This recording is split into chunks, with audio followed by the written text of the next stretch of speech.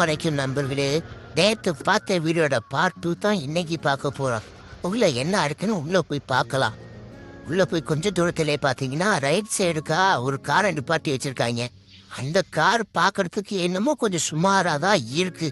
இருந்தாலும் கார் வாங்குறதுக்கு முன்னாடி நம்ம ரேட் என்னன்னு தெரிஞ்சுக்கணும்ல. ரேட்டை போடலாம் எதுக்கு கேட்டிருக்காங்க. சரி அது கிடக்கு போ. காரை போய் பார்த்தா பின்னாடி சைட்ல இருந்து பார்த்தாலும் கொஞ்சம் சுமாரா தான் இருக்கு. இருந்தாலும் கார் வாங்குறதுக்கு முன்னாடி சூதானமா இருக்கணும். இல்லைன்னா பழசுப்பட்டா நம்ம தலைய கட்டி விட்டுருவாங்க. உள்ள போய் உட்காந்து பார்த்தா டிவிலாம் இருக்கு, நல்லா தான் இருக்கு, ஏசிலாம் இருக்கு. சார் வேற ஒண்ணும் கிடையாது, நான் ரெகுலர் கஸ்டமர்னு அவருக்கு தெரியும்.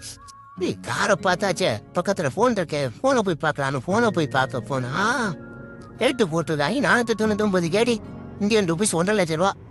சரி பக்கத்துல கேமரா போட்டுருக்காங்களே சோனி, கண்ணாடி கிளாஸ்ல எல்லாம் அடைச்சி வச்சு யாரும் திருடிட்டு போயிடக்கூடாதுன்னு. சரி இதையாச்சும் என்னடா ரிட்டர்ன் போய் பார்க்கலான்னு பார்த்தா போட்டிருக்காங்க ரேட்டு 849 கேடி, இந்தியன் ருபீஸ் 2,60,000 இந்தியன் ருபீஸ். சரி அங்கிட்டு பார்த்தீங்கன்னா டிவி போட்டிருக்காங்க. சரி என்னடா இது நல்லா இருக்கு, உள்ளுக்குள்ள இருக்கிற அந்த குதிரையும் யானையும் அப்படியே வெளியில இருக்கிற மாதிரியே இருக்கு. சரி இதையாச்சும் ஒரு பொம்பை வாங்கிட்டு போமோன்னு ரேட்டை போய் பார்க்கலான்னு போய் பார்த்தா போட்டிருக்காங்க 3,899 கேடியா, ருபீஸ் 12,00,000 ரூபா. அப்படியே கிருன்னு வந்துடுச்சு. இது என்னடா பம்பா போச்சுன்னு சொல்லிட்டு சரி நம்ம வந்த வேலை சொந்த வேலையை போய் பார்க்கலான்னு வந்த இடம் தான் இந்த இடம். இந்த வேலையை முடிச்சுட்டு போயிட்டே இருக்கும்போது மேடமும் ஃபோன் அடிச்சிட்டானே. சரி போய் நம்ம வண்டியை ஸ்டார்ட் பண்ணலான்னு போய் பார்த்தா வண்டி பின்னாடி இன்னொருத்த வண்டியை போட்டு அவன் எந்த வேலையா போனான்னு தெரியல.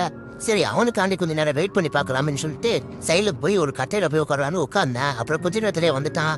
ஏன்டா வண்டி ஒன்று பண்ணிட்டு போயிட்டான், வண்டி ஏறா அப்படின்னு சொல்லிட்டு திட்டலான்னு நினைச்சேன். பட் அவன் பார்க்க கொஞ்சம் பல்கா இருந்தானா, அதனால அவனை மன்னிச்சு அதே இடத்துல விட்டுட்டு நம்ம பாட்டுக்கு நம்ம வண்டி எடுத்துட்டு கிளம்பியாச்சு.